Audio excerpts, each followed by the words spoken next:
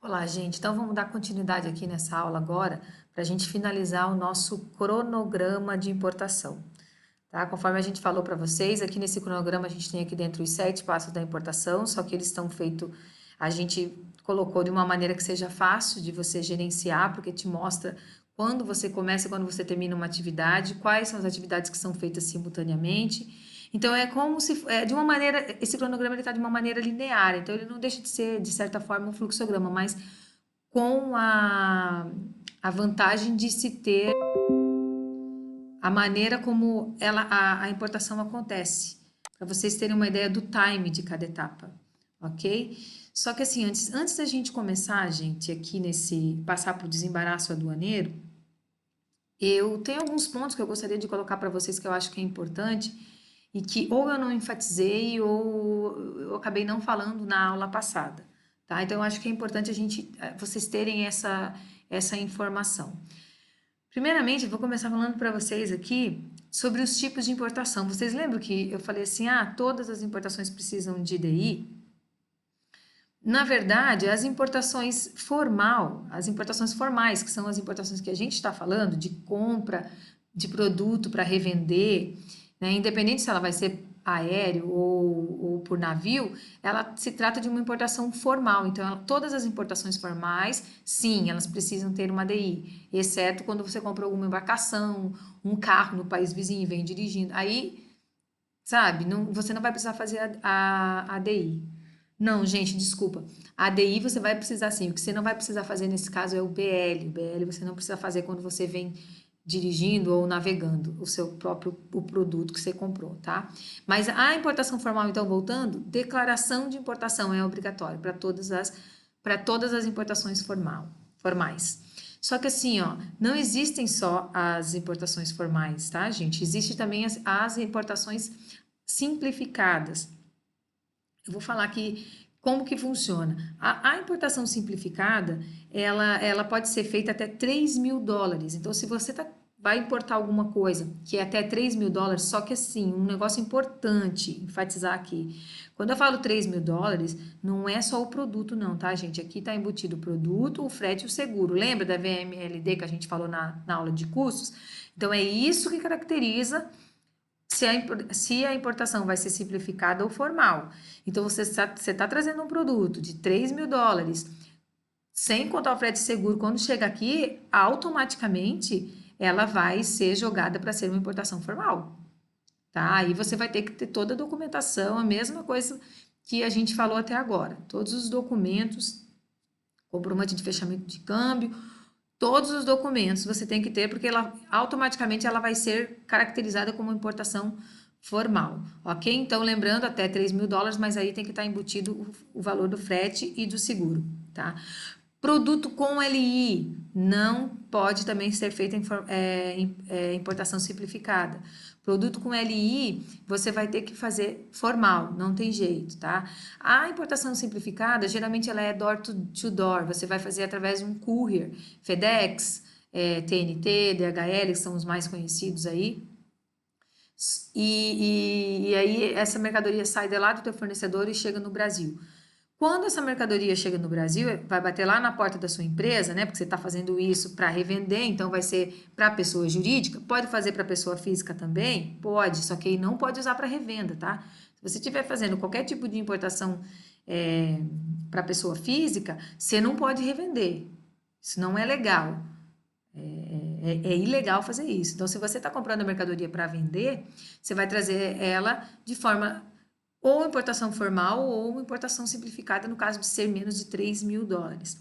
Como são calculados os impostos? O imposto de importação, ele é 60%, tá? Ele vai dar 60% do valor da tua mercadoria. Aqui vai depender NCM, vai depender qualquer outra coisa que caracterize, né, que a gente estava falando lá, aqui vai ser uma alíquota tal, ou outra alíquota, aqui não. Aqui o imposto de importação é 60% sobre o valor da mercadoria.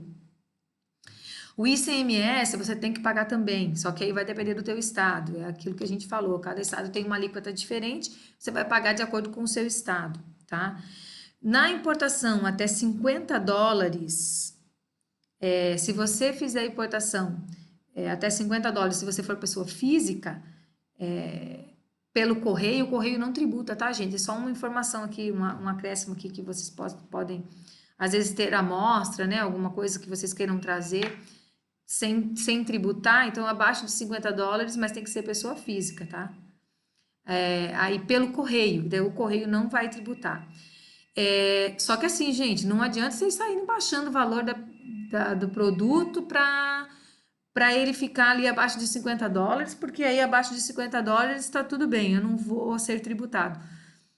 Se o fiscal pegar e ele ver que está abaixo do preço de mercado, ele vai te taxar, ele vai taxar no preço que ele olhou lá no site, que ele olhou no catálogo, enfim, ele vai buscar essa informação. Então, não façam isso, ok? Então, de 50 até $500, não precisa nem da declaração simplificada, tá? Então, chegou a mercadoria por um courier que você encomendou, tá? Quando você for retirar a mercadoria, ou então, quando não é retira, quando é DHL, você tem uma conta na DHL, a sua empresa tem uma conta na DHL, eles vão lá na tua empresa te entregar, eles te entregam um pacote, você assina um documento e já vem junto um boleto bancário para você pagar depois os impostos. Então, isso significa o quê? Que a DHL já pagou os impostos para a Receita, ela já retirou a mercadoria de lá, você está devendo para a DHL. Entendeu? Então, até $500 pode ser feito dessa forma. Deixa eu só mudar aqui, que isso aqui tá me incomodando. Dólares, né? Não dolores. Então, é isso, gente. Importação simplificada foi o que eu passei para vocês. Os outros tipos de importação que existem, além da formal, é a importação por conta e ordem de terceiro e importação por encomenda. Como é que funciona isso aqui? Você vai ter que ter uma outra figurinha aqui chamada trading. Essa trading é que vai importar o produto para você. Vocês vão ter que fazer o quê? Você e a trading, vocês vão ter que vincular o radar. Vocês dois, tá? Sua empresa e a trading precisam ter um radar. Não adianta você usar uma trade porque você não quer ter o radar da sua empresa. Isso não caracteriza importação, tá? Importação, desta maneira que você está usando uma trade, você tem que vincular os radares. Por quê? Porque o governo ele quer rastrear quem é o verdadeiro comprador dessa mercadoria. Então, você vincula o radar com a tua trade. A parte boa aqui, nesses dois processos, é que você terceiriza praticamente todo o processo de importação. Você terceiriza, você passa para a trade assim, ó, eu quero essa mercadoria aqui, você vai lá, aqui está o meu fornecedor, você pode, por favor, comprar? Quando chegar, você me entrega. Entendeu? Então, se você não tem interesse em aprender, ou você não tem um departamento de importação e não tem tempo para cuidar disso, não quer se envolver muito, a trade aqui pode te ajudar. E aí você vai fazer uma importação ou por conta e ordem de terceiro ou por encomenda. Qual que é a diferença entre as duas, tá? A importação por conta e ordem, o dinheiro utilizado no processo todo para pagar fornecedor lá na China é de quem está contratando o serviço da trading, tá? No caso, você quer comprar uma mercadoria por conta e ordem. O dinheiro que a trading vai utilizar aqui, tá? É do verdadeiro adquirente da mercadoria, que é quem? Que é você. Então, você contratou o serviço da trade, é você que está comprando a mercadoria. Esse dinheiro é seu, a trade não vai botar o dinheiro dela. Você vai depositar na conta da trade, enfim. Mas eles têm que comprovar isso para a Receita de que os recursos utilizados partiram de quem está comprando, o verdadeiro comprador da mercadoria, ok? E no caso de importação por encomenda, você faz a encomenda do produto na trade e o recurso é da trading. É ela que vai pagar tudo, ela compra e ela vai revender esse produto para você. Mas ainda assim você precisa vincular o radar, porque o governo quer rastrear o real importador, que é o encomendante nesse caso, que é você. Então, o que acontece? A diferença entre uma e outra é que por conta e ordem o dinheiro é seu, por encomenda o dinheiro é da trade. Mas acontece praticamente da mesma forma, tá? A trade é que cuida de todo o processo. Eu acho que isso aqui era importante a gente colocar aqui os tipos de importação, tá, gente? Continuando ainda sobre algumas coisas que eu gostaria de dar assim, um highlight aqui. Quando eu falei do processo de importação para você, de transporte, quando a mercadoria ficava pronta, você contratava o agente de carga e ele ia lá e buscava a tua mercadoria, eu vou aprofundar um pouco mais isso aqui, porque eu não conversei muito com vocês sobre tipos de containers, como que você vai trazer essa mercadoria, qual mais ou menos que é o preço do frete, qual que é o transit time do navio. Então aqui eu vou dedicar um tempinho em cima disso, falando para vocês só sobre o embarque aqui da sua carga, tá? Então vamos lá, começando pelos tipos de container. O container é aquela caixa, né? Que você coloca. Acho que todo mundo aqui já conhece, já viu container em navio ou em caminhões que transportam navio. E esses containers, eles têm vários tipos. Ele existe o container dry, que é o mais comum que a gente usa, e ele você tem de 20 pés, de 40 pés, e tem o de 40 pés high cube, que ele é um pouco mais longo do que o de 40 pés, tá? Na verdade, ele é um pouco maior, ele tem mais espaço interno, vai te dar mais, você pode trazer mais volume dentro dele, ok? Então, quando você vai contratar o frete com o teu agente, você tem que dizer para ele qual que é o container que você quer. E quem é que vai dizer que a mercadoria que você encomendou cabe ou não cabe dentro do container? É o teu fornecedor. Por quê? Porque ele vai dizer assim, ó, esse tanto aqui de cadeira que você está comprando tá dando 27 metros cúbicos. Ah, beleza, isso aqui cabe num container de 20 pés. Ah, isso daí já tá dando 56. Ah, então já vou ter que ser num 40. Entendeu? Então, o teu fornecedor vai te dizer qual é o tipo de container que você vai utilizar para fazer a sua importação, tá? Rapidamente aqui, então, o de 20 pés, o tamanho nominal dele é de 33 metros cúbicos, mas a real carga dele, capacidade dele é de 27 metros cúbicos, tá, gente? Porque daí você desconsidera o que tem espaço no topo, nas laterais, então, eles consideram isso como se você estivesse colocando água dentro do container.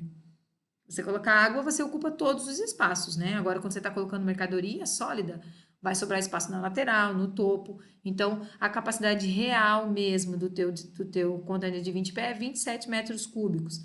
O de 40 pés normal, você considera que você pode trazer 56, 57 metros cúbicos. E o high cube, você vê como aumenta bem a capacidade da carga aqui? Ele é maior, né? Então, aí ele tem capacidade de até 66 metros cúbicos, ok? O custo do frete marítimo, gente. Você vai orçar com o teu agente de carga. Ele varia o tempo todo. E por que que ele varia? Porque ele varia depende da época do ano, ou seja, oferta e procura.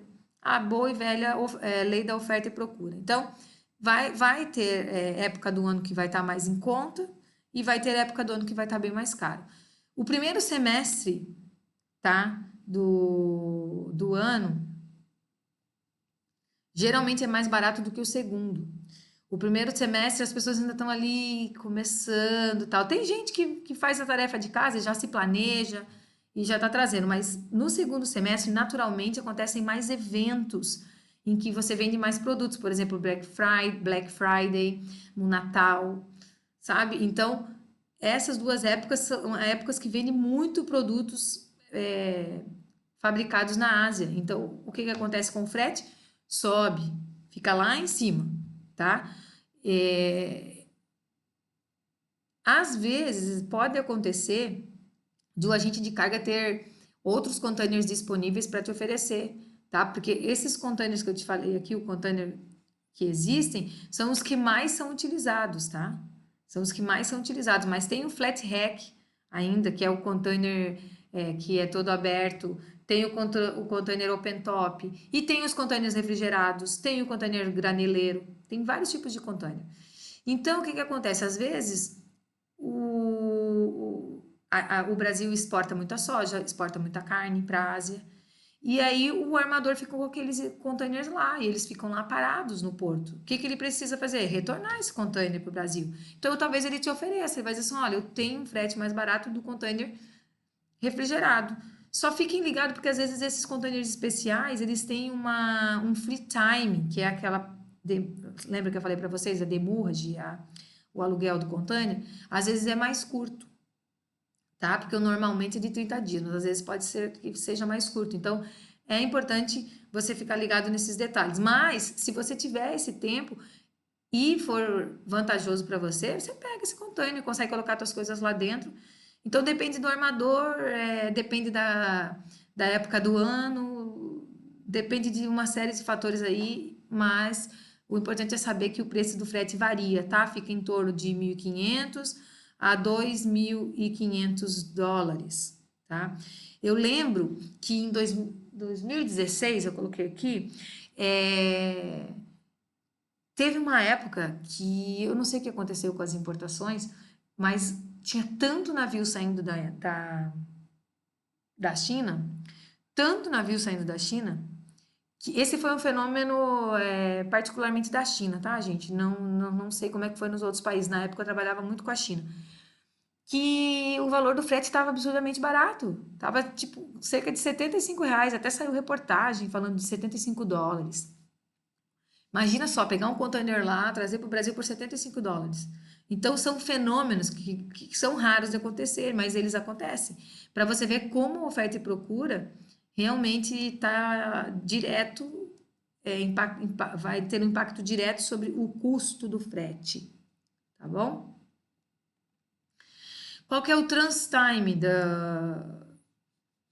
Qual que é o transtime, ou seja, o tempo do transporte, desde que a minha mercadoria vai sair lá do porto, não estar colocada no porto, já estar no navio até chegar no Brasil. Gente, geralmente é entre 40 e 45 dias. Se o armador te passar um transtime menor que esse, você duvida. A não ser que seja de um porto primário para outro porto primário, a não ser que esse navio tenha uma capacidade fenomenal aí, mas dificilmente vai chegar um navio com 30 dias.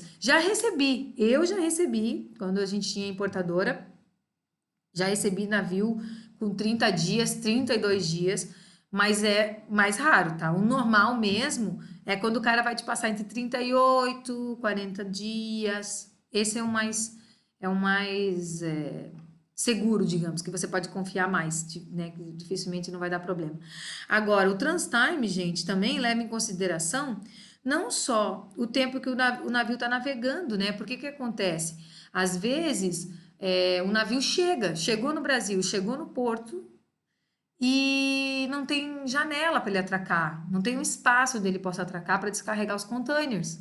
Então, o dono do navio, o armador, é que vai definir se ele quer ficar com o navio ali parado esperando ter uma janela para ele, ou se ele quer seguir para um outro porto, vamos supor para a Argentina, com a mercadoria, depois ele volta e entrega a sua mercadoria. É o armador é que vai definir isso. Desculpa. É exatamente o armador, o dono do navio. Eu confundo armador com agente de carga, mas nesse caso é o armador, ele vai definir o que é que ele vai fazer. Se ele vai ou não vai, se ele vai ou ele fica, depende dele.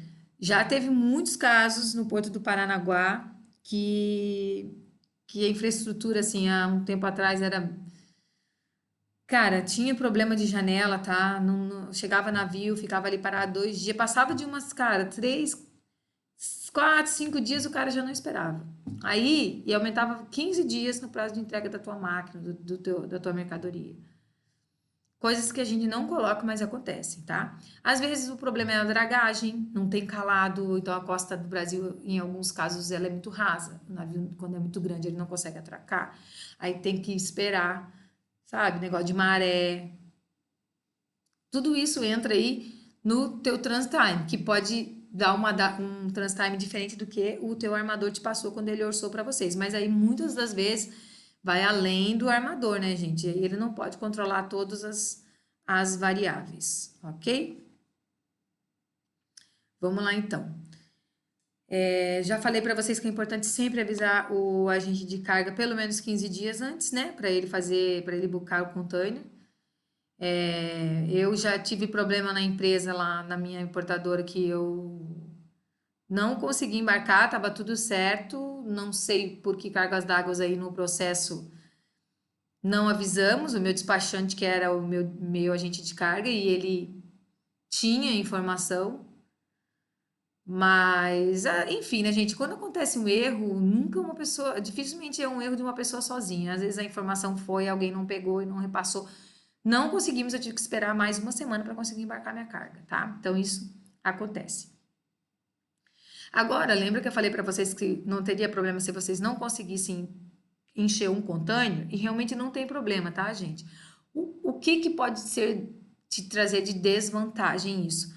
Que alguns custos do processo de importação são fixos. E esses custos, eles vão ser os mesmos, independente se você está trazendo um container cheio, um container de 40 ou um container de 20.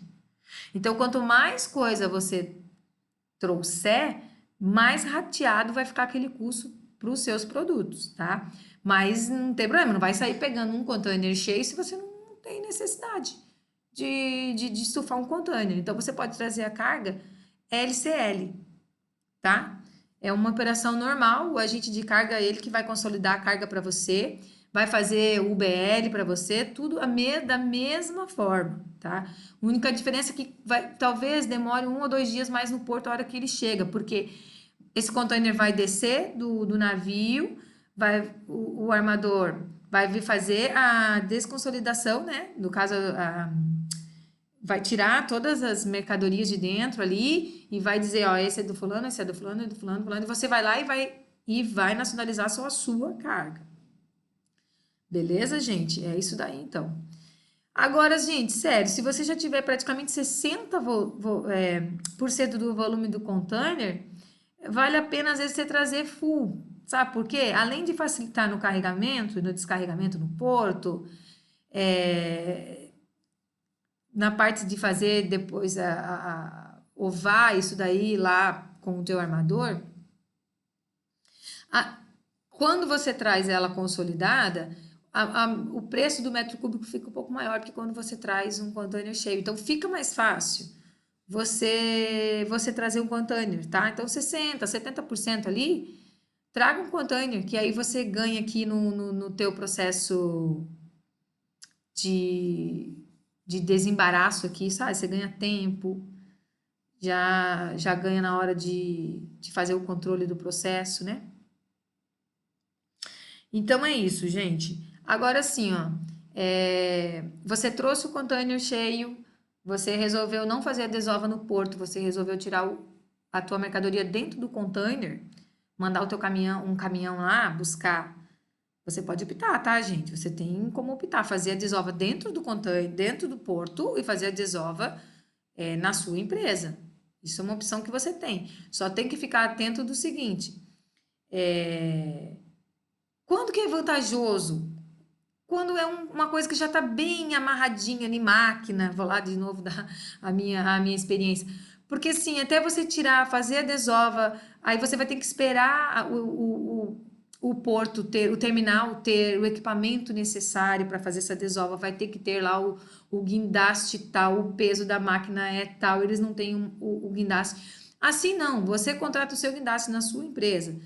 Então, facilita muito a retirada do porto, tá? Porque daí seu caminhão vai lá, você contrata aquele caminhão flat, né? Que é para colocar mesmo o container em cima. Ele leva lá na sua fábrica, você faz a desova do container, manda o container de volta, ele volta para o porto e entrega o container lá. Então, ficar atento nessa parte aí é importante, porque é o seguinte, tá? O container ele tem uma demurrage, né? Que é o aluguel. Então, se esse processo vai demorar muito, às vezes vale mais a pena você já fazer a desova no porto e já dizer assim, ó, devolve esse container aí no terminal, já tá tudo certo, porque eu não preciso ficar pagando a demurrage.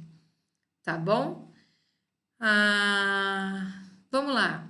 Continuando aqui sobre o processo de transporte, se você quiser trazer tua mercadoria e decidir que você quer fazer a nacionalização dela num porto seco da sua cidade, do seu estado, que você tem benefício lá naquele porto seco, você pode tirar tua mercadoria através de uma DTA, que é Declaração de Trânsito Aduaneiro, e aí o caminhão segue com a tua mercadoria, ela ainda não está nacionalizada, tá? Ela ainda como se fosse tivesse numa aduana ainda, tá? E aí chegando lá no teu Porto Seco, você vai fazer a sua nacionalização. Tem transporte também, gente, interno, que dá para você fazer através de cabotagem, que é a navegação entre portos do Brasil. Então, chegou tua mercadoria lá no Porto de Paranaguá, mas eu quero fazer a nacionalização lá em Fortaleza. Mas por terra é muito mais caro. Ah, então vou fazer através de cabotagem.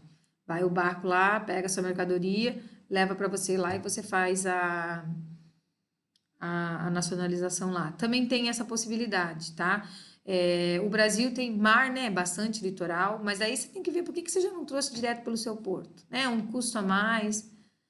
E nesse caso, a cabotagem, ela pode ser feita com a mercadoria já nacionalizada ou ainda sem nacionalizar, para você nacionalizar lá no seu estado, tá? Não é muito comum, até porque a infraestrutura aí ainda é meio precária, apesar de ser bem mais barato do que o frete rodoviário, tá, gente? Vamos lá, gente. Agora, falando um pouquinho de frete aéreo, saindo do frete marítimo e falando um pouquinho do frete aéreo. Frete aéreo é bem mais caro, tá? O custo do frete custa em média aí de US$ 10.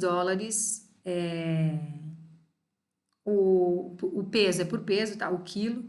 Então, em média, 100 vezes mais caro do que o frete marítimo, tá, gente?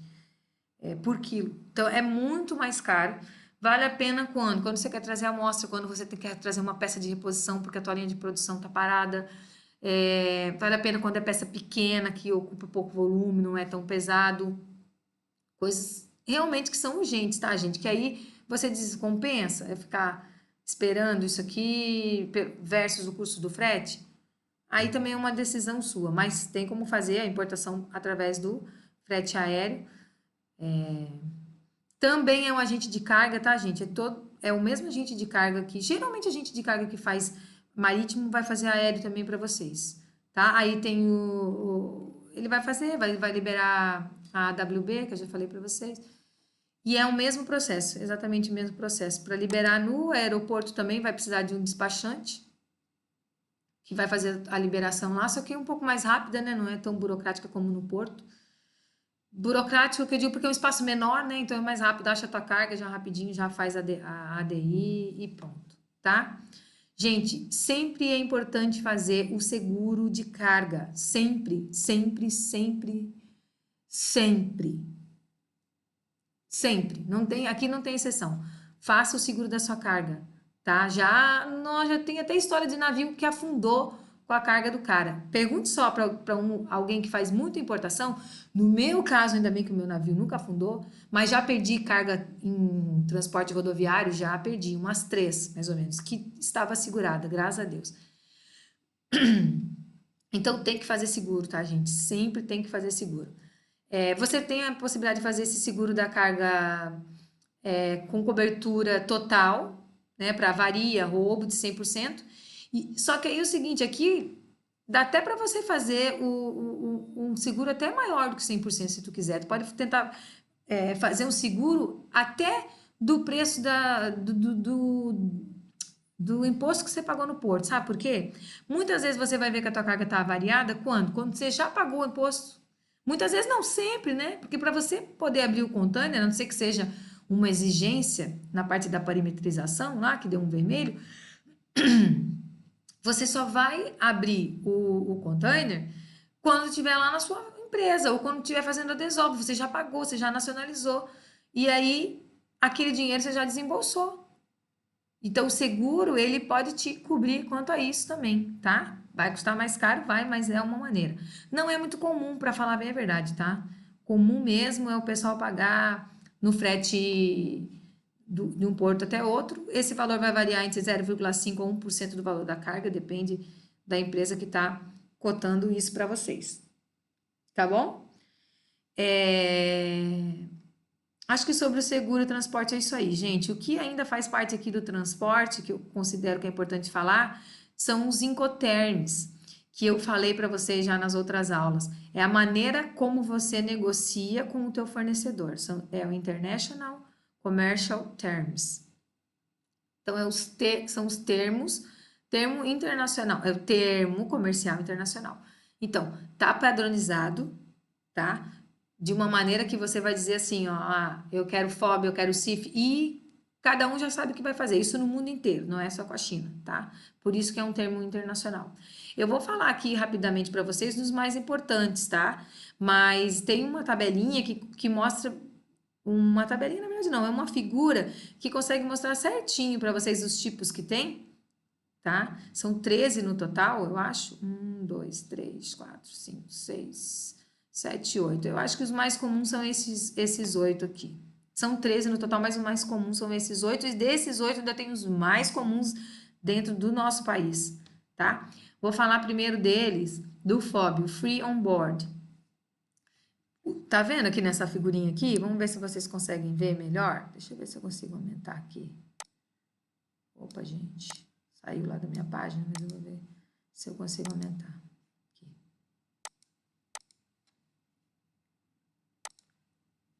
Não consegui aumentar isso aqui ainda não. Ah, é porque tá aqui. Sorry. Gente, estão vendo aqui então a figurinha? Olha só. O Free On Board tá aqui, tá vendo? O que é de responsabilidade de quem está me vendendo a carga, tá? Todas as taxas de pesagem, carregamento, todas as taxas inland, que seria no porto, no custo de origem, pertence ao exportador. Tá vendo aqui ele aqui, ó? Até aqui, ó, até uma partezinha colocada do navio. Porque tem alguns custos aqui do embarque que também estão inclusos no FOB. A partir daqui, a responsabilidade não é mais do fornecedor. A partir daqui, a responsabilidade é de quem está comprando, tá? É aquilo que a gente já falou também nas outras aulas. É o melhor, você tem como escolher o teu armador, negociar com o teu armador, falar a mesma língua com o armador, poder cobrar as coisas no armador, enfim. É o melhor, porque muitas vezes o importador vai te fazer o CIF, que é esse outro aqui, ó. Tá vendo aqui que é aqui no CIF? O que que acontece? Toda essa parte aqui de custo, tanto seguro como frete, aqui, tá vendo? Não paga, você não paga o frete, só vai pagar quando a mercadoria chegar, aí o resto é contigo. Agora, até a mercadoria chegar no porto aqui para você, quem é responsável por pagar isso daqui é o fornecedor, tá? Só que aí ele vai te cobrar mais caro para isso e você não vai ter o acesso direto ao armador, vai ter que ficar perguntando toda hora para o fornecedor.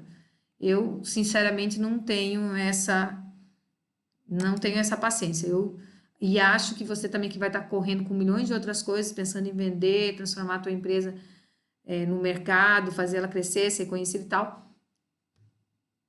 Faça isso, porque se você tiver algum problema aqui, você vai ter uma pessoa a mais envolvida na cadeia, que é conversar com o teu exportador para falar com o seu armador. Agora aqui não, você vai ter contato direto com o seu armador. Ok? Mas é para você saber que existe, não tem problema não. Se você decidir por fazer dessa forma, o teu fornecedor é que vai pagar o frete e o seguro. E todas as taxinhas lá do porto de origem também, tudo, tá? Quando chegar no Brasil é sua. Ex-work, o que que é isso aqui? Tá vendo aqui? É o primeiro. O teu vendedor vai deixar a mercadoria lá na empresa dele, cara. A responsabilidade daqui para cá é sua. Então, o transporte interno lá dentro da China ou do país de origem é seu. Todas as taxas do porto são suas. Pertence a você. Então, ele simplesmente vai liberar a carga e o resto é com você, tá? Tem também pessoas que preferem negociar dessa forma aí. Se o cara te der um bom desconto para fazer ex-working, às vezes vale a pena. Também é uma questão de você verificar. Gente, então o que eu queria passar, que ficou para eu passar para vocês aí da aula passada, era isso aí, tá? Agora sim a gente vai entrar mesmo no processo de desembaraço. Vamos nós aqui para a última parte do nosso cronograma de importação. Lembra que a gente terminou aqui? Chegou a mercadoria, a ADI já estava prontinha lá, o despachante aduaneiro fez o dever de casa, deixou tudo pronto, e aí deu presença de carga. Deu presença de carga, tá? Foi registrado lá no Mantra, lá no Ciscarga, que a mercadoria já está no porto, está pronta para você começar a fazer o desembaraço dela. O que você vai fazer agora neste momento? Você vai registrar a DI, vai fazer o registro da DI e vai fazer o pagamento dos impostos. Na hora que você registra a DI, você já paga os impostos. Você está vendo aqui, ó, é simultâneo, ó. Registrou a DI, paga os impostos federais, aqui, tá? Deixa eu colocar aqui, pagamento dos impostos federais. Registrou a DI. Aqui na DI, gente, quando você registra a DI, vai acontecer um fenômeno chamado parametrização. O que é a tal da parametrização? Vocês que já devem estar pesquisando aí um tempo, falando sobre importação, já devem ter ouvido falar sobre o canal verde, vermelho, verde, amarelo, vermelho e cinza, né? Eu vou falar um pouquinho de cada um deles aí quando acontece essa parametrização, ok? Aqui também, gente, aqui eu acho que eu vou abrir uma outra linha aqui, tá vendo? Que a gente vai construindo aqui, tá? Mas eu acho que é importante a gente colocar aqui. Lembra que o teu despachante mandou para você lá um numerário? Você lembra disso? Lá atrás? Quando estava chegando a mercadoria, ele mandou para você ter um numerário. Aqui você paga o numerário. Pagamento do numerário. Você vai pagar o numerário para o teu despachante, porque é o seu despachante que vai fazer o pagamento das taxas, tá? O pagamento dos impostos, que é simultâneo aqui, ele vai acontecer direto da sua conta. Você vai pagar os impostos através da sua conta. O que acontece? Quando você faz a sua habilitação no radar, você vincula o seu radar à sua empresa, tá certo? E lá você vai vincular uma conta bancária. Então, quando você registrou a DI, você tem que ter dinheiro lá na conta para você pagar os impostos, porque os federais, porque vai cair lá da sua conta, tá? Automaticamente. Então, você pagou pagou o numerário lá para o teu despachante, pode ser essa parte do numerário aí, eu coloquei ali que é simultâneo, mas pode ser um dia antes do registro da DI, você define isso lá com o teu despachante. Aí ele registrou, caiu o pagamento lá dos impostos na sua conta, vamos aguardar o quê? A parametrização do processo, tá? A parametrização, ela é automática, ela geralmente tem hora marcada. Então, assim, você registrou a DI, o meu dia a dia como que funcionava, né, com o meu despachante. Eu pagava o numerário e falava assim, pode registrar a DI. E ela registrava a DI. Eu falei, e aí? Né, no início, antes de entender o processo. Que canal que deu? Não, não é assim. E tem 2 vezes por dia que acontece, que sai canal. Você deixa a DI registrada, mas a parametrização ela acontece com hora marcada. Geralmente é 8 horas da manhã e 2 horas da tarde, todos os dias. Tá? Então, se você fez esse registro da DI 6 horas da tarde, vai ser só às 8 da manhã. Se você registrou às 9 da manhã, vai ser só às 14 horas. Tá? E aí, através desse registro da DI, tem um algoritmo, né, do sistema lá do governo, do sistema que você registrou a DI, no caso o Siscomex, e aí ele vai dizer assim, cara, esse aqui eu vou mandar para a conferência. E já diz qual que é o fiscal que vai fazer a conferência ou não, caso necessário, tá? Automaticamente ele vai jogar essa tua carga ou para o canal verde, ou para o canal amarelo, ou para o canal vermelho. Vou falar desses 3 primeiros, tá bom? O canal verde é só conferência dos dados no sistema. Ou seja, o fiscal só pega lá, documento, carimba dizendo que está liberado, liberou. Entende como verdadeiro tudo que você colocou lá no sistema. Caiu no verde, tá tudo bem, ok? Só que o fiscal, ele tem autonomia de mudar, tá? O sistema disse que isso aqui caiu no verde, Mas se na cabeça dele ele achar que não é um verde, ele tem autonomia para mudar para outro canal. Mas não é muito comum, tá? Aí, não caiu no verde, não, caiu no amarelo. Caiu no amarelo, o que significa amarelo? Até agora significa que o fiscal vai fazer a conferência documental. Então, aqui você já vai precisar ter aquela documentação física, lembra? Que o despachante que a gente recebeu lá do fornecedor? Aqui precisa ter a CI assinada. E tem que ser assinada, tá, gente? Não adianta você pegar uma cópia e mandar. Eu já fiquei com carga parada 4, 5 dias esperando o courier com a minha documentação. Agora não me recordo por que, se foi coisa errada no preenchimento, enfim. Foram mais de 300 processos, gente. Quanto mais processo de importação você faz, mais você vai virando especialista, obviamente. Menos erro você vai cometer. Mas nesse caminho já aconteceu muita coisa. Aí o próximo canal de parametrização é o vermelho. O que significa o vermelho? A conferência física. Mas se tiver tudo certo, gente, se vocês fizeram o dever de casa, que a gente está falando aqui o tempo todo, documentação certinha, manda para a conferência do despachante, você também confere de novo, confere a terceira vez. Se você botou, não é só conferir documentação aqui também, tá, gente? Valor que você colocou do produto, tem que ser o valor do produto. Não adianta você querer trazer o produto num valor mais baixo. Se o fiscal perceber que esse valor é mais baixo do que a média desse mesmo NCM, é provável que ele vai te colocar para um vermelho, porque ele vai querer fazer a conferência física. E aí, da conferência física, se ele vê de alguma forma que isso daqui não está batendo, que o teu valor está muito baixo, ele vai te jogar com cinza. Então, tem que estar com tudo certo, tá?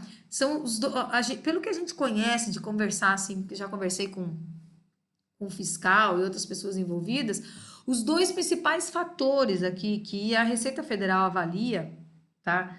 Para ver se a tua importação está correta ou não, os principais fatores que eles avaliam sempre é o quê? O valor que está declarado do produto, tá? Porque se você declarar menos é para pagar pouco imposto. Não pode fazer isso. Não pode, gente. O fiscal consegue buscar esses preços. Eles vão procurar similar nacional, eles vão procurar similar importado, eles vão procurar diabo 4, mas eles vão achar. E eles vão te multar e você passivo de você perder a carga, tá? É muito sério. Então não tragam abaixo do preço, tragam no preço que é, tá? Essa é uma variável e ele vai olhar o quê? Se o que está declarado nos teus documentos é o que está dentro do container. Você colocou que você está trazendo batata no teu documento. Aí o fiscal vai lá no vermelho e abre e lá tem cebola. Que isso? Não vai funcionar, né, gente? Então tem que ser certo. O que você declarou é o que tem que estar vindo dentro do container. Então você vai pagar multa, cara, aí vai começar o bololô. O que era para ser uma importação simples vai se tornar uma história para você contar se tiver final feliz, principalmente, ok? Então, assim, ó, esse processo todo de parametrização, vamos ver aqui como é que tá aqui, parametrizou a DI, aqui tá tudo dentro de uma semana, o nosso cronograma tá semanal, tá? Então, tudo isso, digamos que está acontecendo da forma normal, ainda está dentro da semana. Se cair no vermelho, vai demorar um pouco mais para você retirar a carga do porto, tá? Demora, às vezes, até 15 dias a mais. Por quê? Porque, nesse caso, vai depender da disponibilidade que esse fiscal tem de fazer a vistoria física. Então, vai precisar. Se não tiver fiscal para fazer, vai ficar lá. Mas geralmente em 15 dias eles conseguem fazer essa liberação, tá? Tem um mito que, assim, pra mim não foi mito, tá? É o que aconteceu de verdade. Que, assim, quando você tem um radar novo, a primeira importação sempre cai no vermelho. Já ouvi pessoas, muito poucas, tá? Me dizendo que não caiu no vermelho. Só que comigo e a maioria das pessoas que eu conheço cai no vermelho. A primeira importação cai no vermelho, sempre. E acho até bom, porque daí você já começa a fazer certo desde o início. Faça certo desde o início. É bem provável, a chance de você ter um vermelho na sua primeira importação é muito grande. Então, assim, faça tudo certo, coloque seu despachante para trabalhar junto com você, tá? E vai aprendendo junto no processo. Gente, agora vou falar para vocês sobre o canal cinza. Canal cinza, cara, se der canal cinza, corre, meu amigo, corre. Aqui não é despachante mais que vai te ajudar, não, cara. Você vai ter que ter um bom advogado. Porque o que que é o canal cinza? O canal cinza é um sinal de fraude. Então, o sistema pode jogar para o canal cinza automaticamente se ele vê que variou muito do que você estava trazendo, o preço ali da NCM do produto que você trouxe está abaixo, assim, gritantemente abaixo. Ele vai jogar automaticamente você para um canal cinza. Mas pode acontecer também de um fiscal, tá? E nesse caso, gente, o fiscal, ele é o juiz da partida.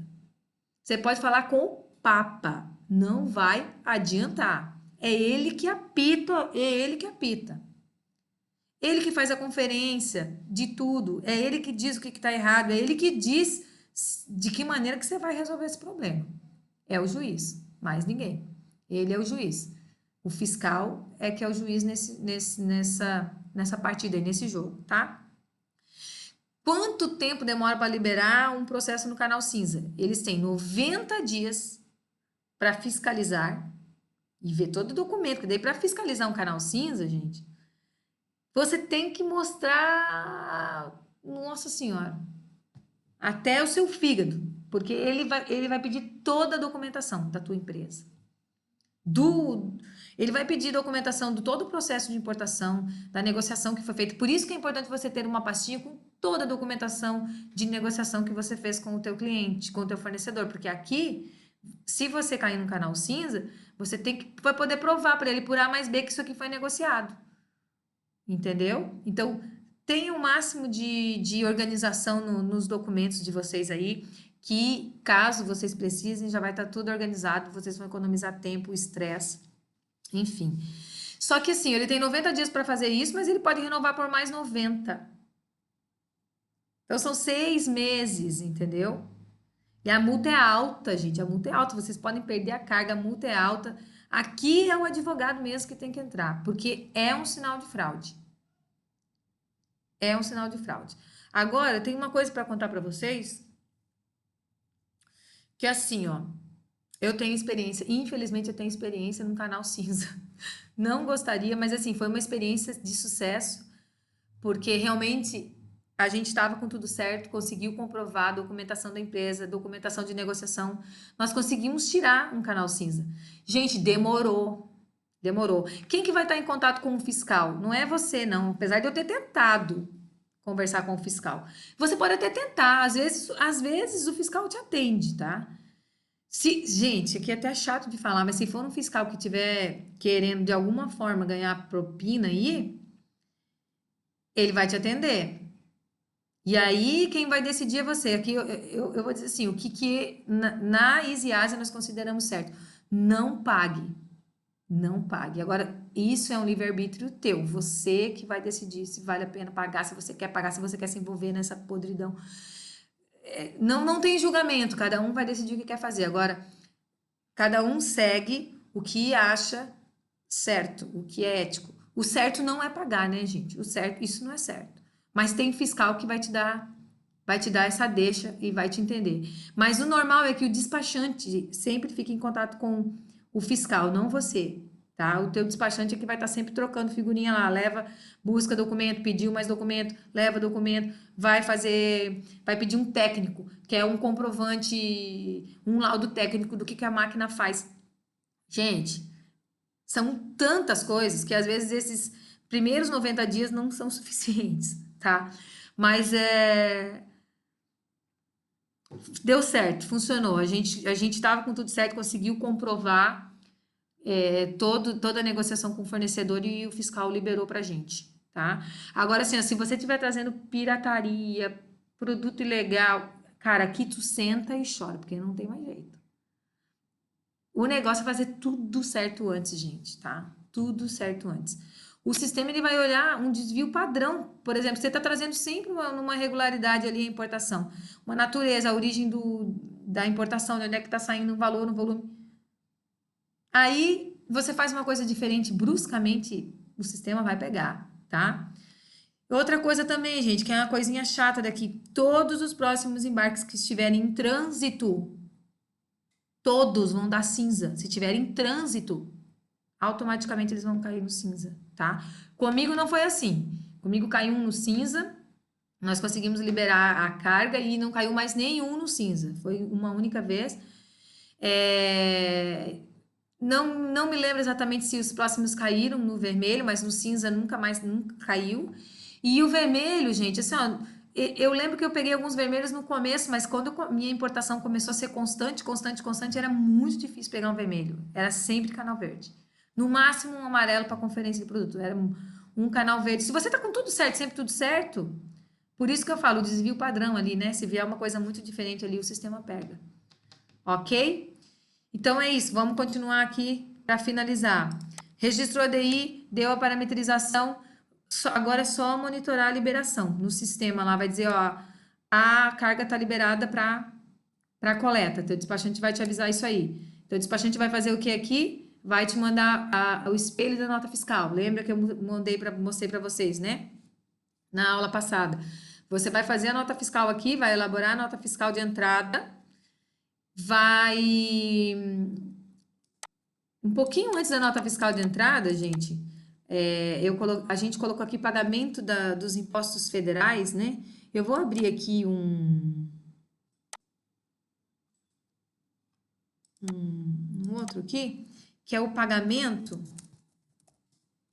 do ICMS. Porque o pagamento do ICMS, ao contrário dos outros impostos que vão cair lá da sua conta, esse aqui não cai da sua conta, não. Esse daqui você que tem que pagar através de uma guia de pagamento de ICMS. Aqui, ó, para vocês um exemplo. Uma guia aqui, ó. Tá vendo aqui? Ó, do estado do Paraná. É uma guia normalzinha aqui. Você vai lá e paga o teu ICMS. E aí, a tua carga tá liberada para ser retirada.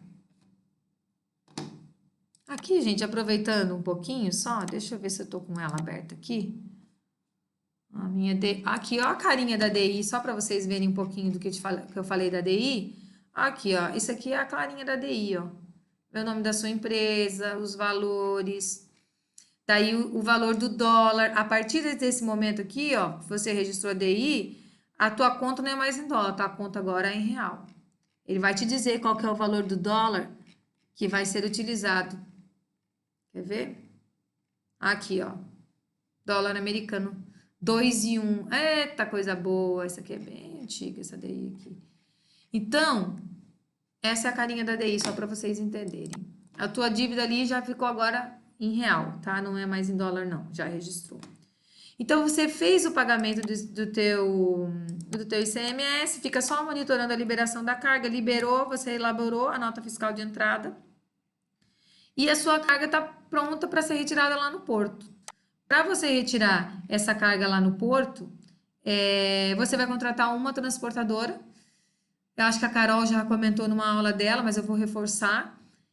Uma transportadora que já tem experiência em coletar material no porto, porque o porto é um pouco chato, porque assim, você tem que muitas vezes ficar numa fila para esperar a vez de carregar. Chegando lá no porto, você tem que saber em qual terminal que você vai. Essa transportadora vai estar com documento autorizado pelo seu despachante, autorizando ela a fazer a coleta da sua mercadoria. Ela vai estar em posse da sua nota fiscal de entrada, que é através da nota fiscal de entrada que ele vai fazer todo o percurso do porto até a sua empresa, tá? Tem que ter a nota fiscal de entrada, é obrigatório. Tua transportadora aí doméstica tem que estar com a nota fiscal de entrada.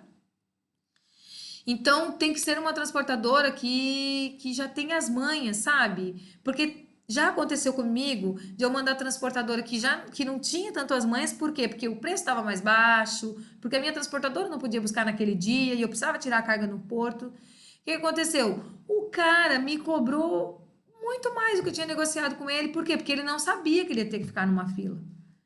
Se eu perdi meu dia inteiro para coletar esse container aqui, não, você vai pagar mais. E aí ficou aquela briga desnecessária, sabe? Então, se você for contratar uma transportadora pela primeira vez e ela não tem esse tipo de experiência, já fala para ela, ó, às vezes você vai chegar lá no porto e vai ter fila para você entrar, ó, demora um pouco mais. Sabe por quê? Porque você vai ficar numa fila que você vai esperar o guindaste lá pegar o container e colocar em cima do seu caminhão, para depois você seguir viagem.